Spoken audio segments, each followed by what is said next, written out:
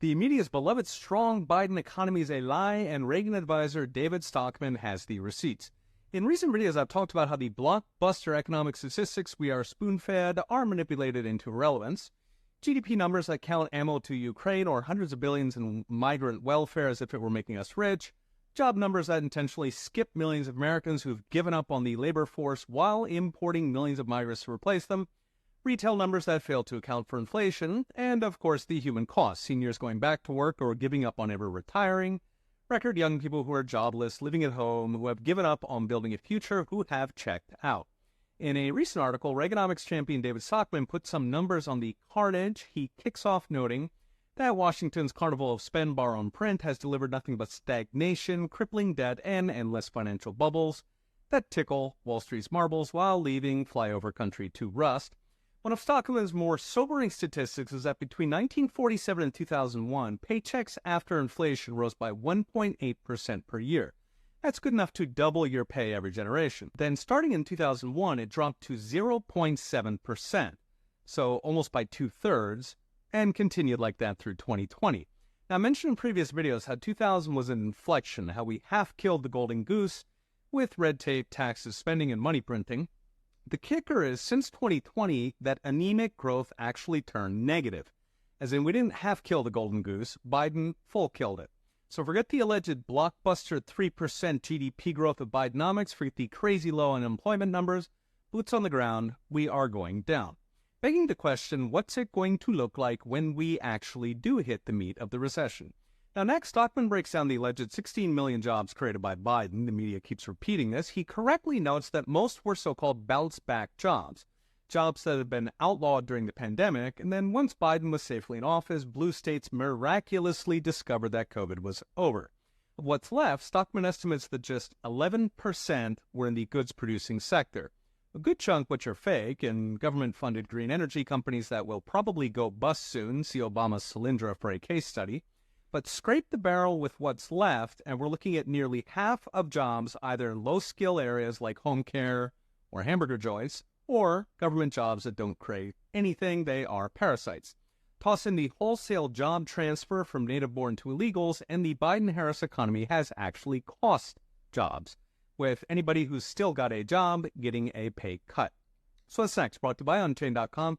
For 400 years, all the way back to the 1600s, wages in this country have grown, interrupted only by major wars and major recessions.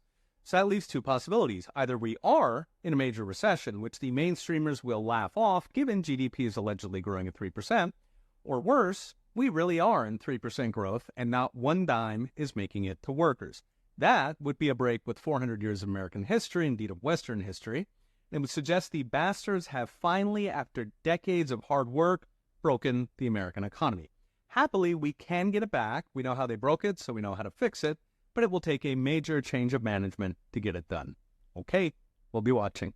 See you next time. If it feels like a recession, you are not alone, because according to a new study from the Brownstone Institute, authored by myself and my very based colleague E.J. Antoni, if you measure inflation correctly, turns out the U.S. economy has actually been in recession since 2022, as in during most of the Biden-Harris abomination or administration. In the study, we made several pretty obvious adjustments to the deceptive way official statistics calculate inflation. Together, these nearly double inflation during Biden-Harris, taking it from 20.9% in the official so-called GDP deflator to 39.9%. 39.9 incidentally matches nearly perfectly the rise in fast food prices. I mentioned in previous videos how the Big Mac is a gold standard metric in foreign exchange markets where government statistics are unreliable. So what were our adjustments? The biggest is housing. Official statistics don't measure the cost of owning a house, which is the mortgage times the interest rate plus property taxes, insurance, and down payments.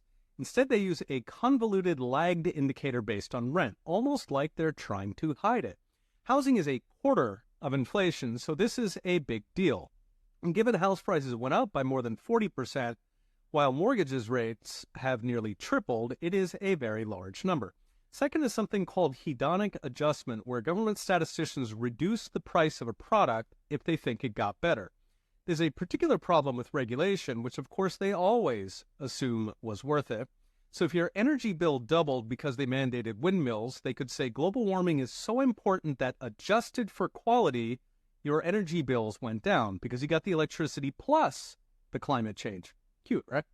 A third adjustment is something called indirect purchase, where they don't even bother measuring price. They use some proxy. For example, in health insurance, they take the profits and assume rising profits mean higher prices.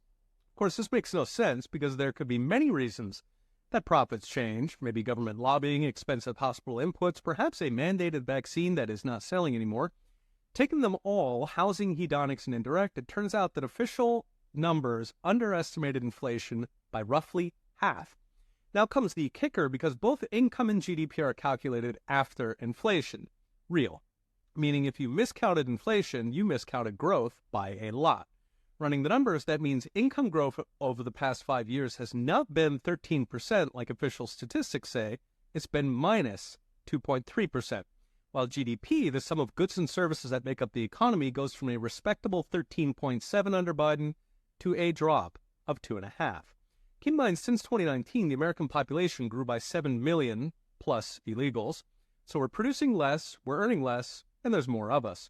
Now, if incomes and GDP have actually fallen by 2.5% over the past 5 years, for perspective, that's about half the decline of the 2008 crisis. In other words, the Biden miracle flips to a half-speed 2008 crisis, all in an alleged booming economy.